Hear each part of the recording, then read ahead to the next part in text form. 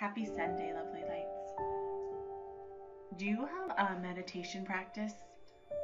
Well, it's Sunday, and I feel like Sunday is a day a lot of people go to church. It's a day for family or relaxation, and I want to share with you a little bit of my meditation that I do that helps keep me grounded in being a better person, a better me, a better mom, a better sister, a better vlogger, a better human in this universe. With the pillow and finding that position which feels right to you. And I always like to have my salt stone near me, and I have a special crystal that a very dear friend gave to me that was found actually in Brazil, and it's this very amazing crystal with amazing energy, and it actually cleared the energy, and it's pretty powerful. And I also have quinyon. Quinyon is my little amazing statue. And finding your seat, your easy pose, sometimes is not so easy, because I know I still have experiences in yoga as I'm going through this yoga training. We have to do some hardcore meditations for a really long time, and actually coming up this weekend, I'm going to the Shambhava yoga retreat, and to an ashram, to a yogic ashram. And it's going to be intense, and I'm grounding myself in my energy, and I've heard the energy is just, it's a lot, so I'm working at grounding, and which I like to do with my mala beads. And whether you have mala beads or not, you can meditate. Meditating is also just becoming mindful.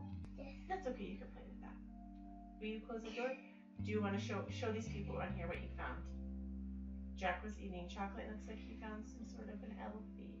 Okay, we close the door. Meditate, usually that little guy Jack is with me, so I've got to learn to work through it. And maybe you don't have these distractions, and that's great. Finding that comfortable seat real quick though. So there's a couple different positions you can do. You can put one foot flat facing the earth, and feeling that pelvic tilt from the pillow and going forward, and really working at elongating the spine and rolling the shoulders up to the sky. I've actually learned there's these 3 different energy sources that we hold inside that are very useful in yoga and meditation and just everyday life. And the first one starts down in women. It's like that exercise of like a Kegel, and in men it's actually that muscle between the anus and the testicles, and it's squeezing that. And the second energy source is right here in your tummy, so it would be like you're bending straight down, and this tightness, if you can feel that tightness right there when you squeeze and engage that core. So they're actually called locks, bandhas. And I forgot the first bandha, and it's called a lock. So if you can engage it and lock it and hold it. And Kegels are something that women do after they have babies, but they can be done too much and they can be done not enough. So it's just a way of kind of zipping up your midline of your body. So tightening that one, tightening this one, and the third one is in your neck. When I meditate, I just figured this out this week. I have this tendency to hold my head slightly back because I feel like I'm like extending up to the sky, but it's actually hurting the alignment of my spine. So it's like the double chin that you want, and you bring that chin in towards your body slightly. I mean, it's not like so far back, you're like, oh, frog, I don't know, but it's just like enough. So if you can feel squeezing this bandha, and then the second one, and then this one, and then the last one, it's called the big kahuna, all 3 of them, it's like zipping up, zoop. And when you meditate, if you can hold all of those, I actually tried this really for the first time yesterday, and I'm not kidding, the energy that I felt inside was like electric.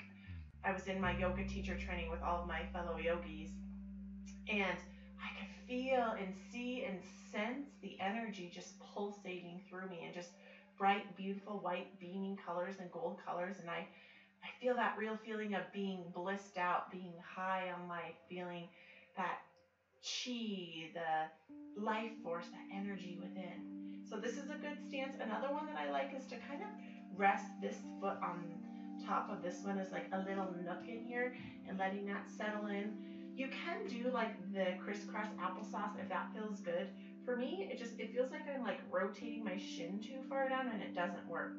Or if it really works for you and you don't fall asleep, you can lay down into like a little shavasana. I know my sister, she doesn't like to meditate sitting up, so she meditates laying down. For me, if I did that, I would just have to make sure that I set an alarm. So now that we have our seat, we're getting cozy. The first tip that I was going to teach you is just tuning in to your heartbeat. So holding your hands on your heart and closing your eyes, elongating the spine, rolling your shoulders up, stretching through your crown, feeling the heartbeat. Feel it as a beat. Hear it as a beat. Feel the pulsing. Do you feel it? If you don't, that's okay. Take as long as you need. And just breathe. And then we're going to tune into the Ujjayi breath. This is a constriction of the back of the throat, this thing called the glottis.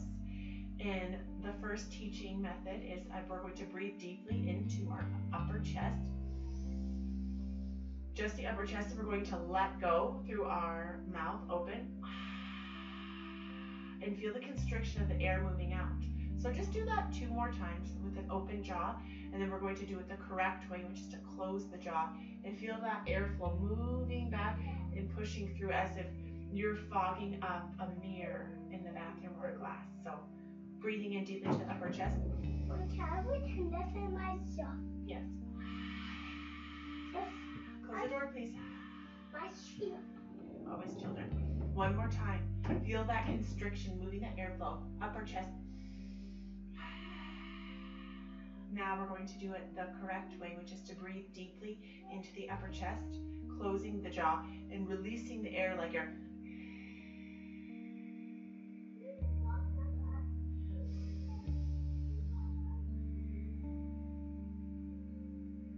You put those hands back on that heart center and breathe 5 Ujjayi breaths, or also known as the ocean breath, creating the sounds of the waves. So as you breathe, just listen. Feel the gentle rise, the crest of the wave, and the release and the fall.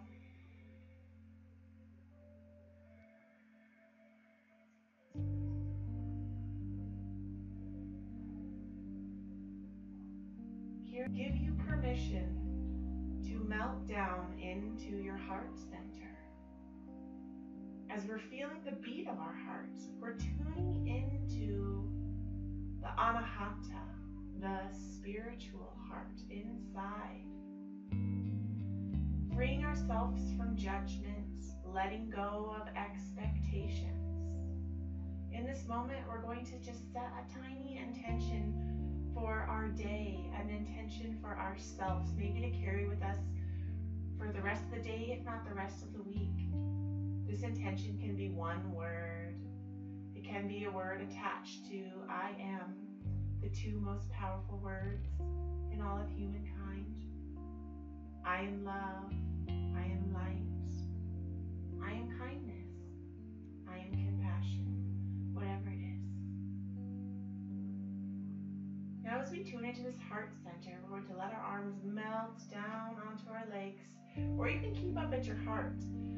A mudra is a way to create extra energy by creating a circle and leaving these fingers open. You can place them on your upper knees or on your lower knees. So up or down, up or down.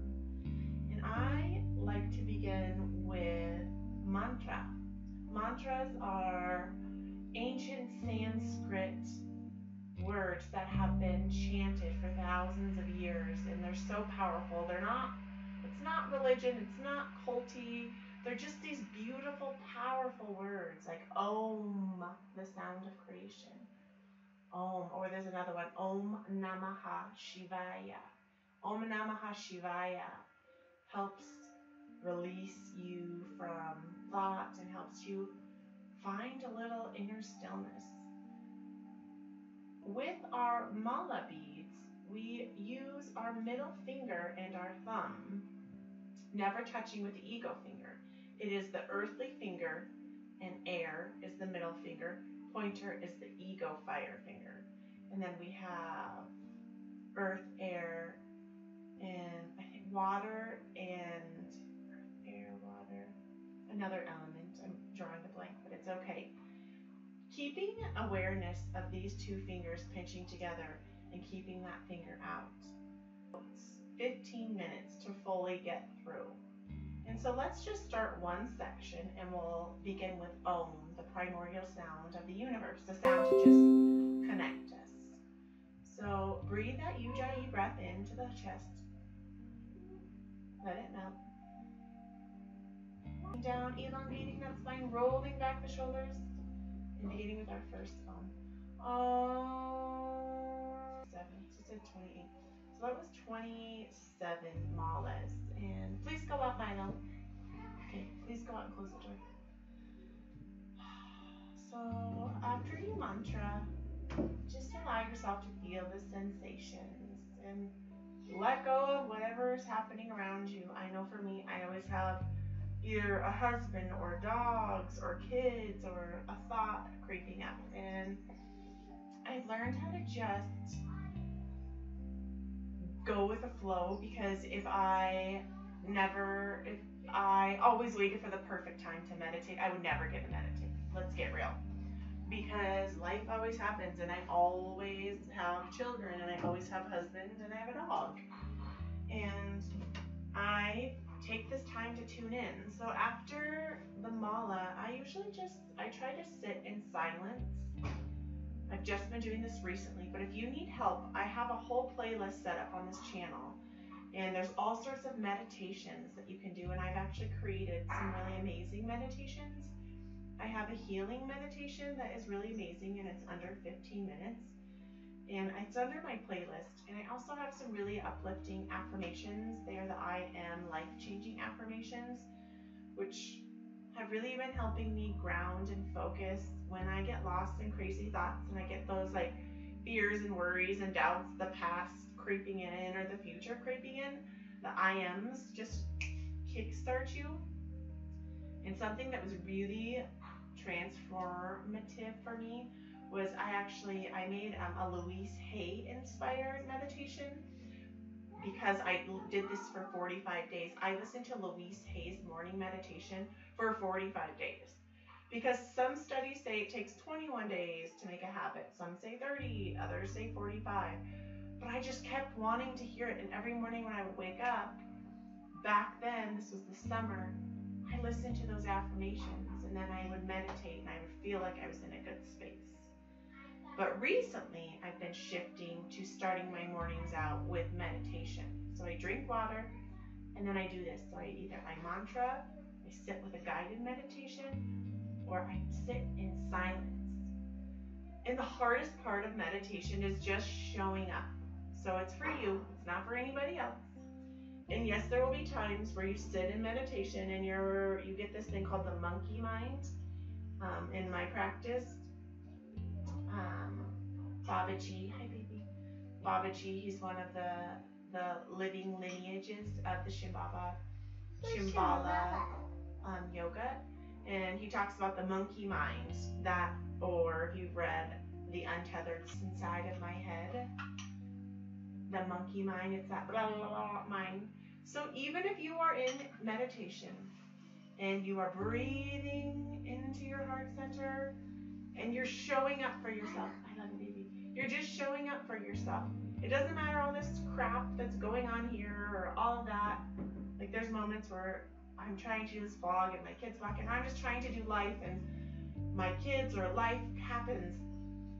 Live life with an open heart as if you chose everything that is happening to you to happen as a lesson, and that we can grow from it, and letting this monkey mind be monkey-rific and whatever, do that it wants to do, but know that you're still in there. And no matter all the crazy thoughts that you're having, or if you're trying to sit in meditation and your nose itches, your arm itches, you have a cough, or you're feeling like, I can't sit still, that's okay, just show up.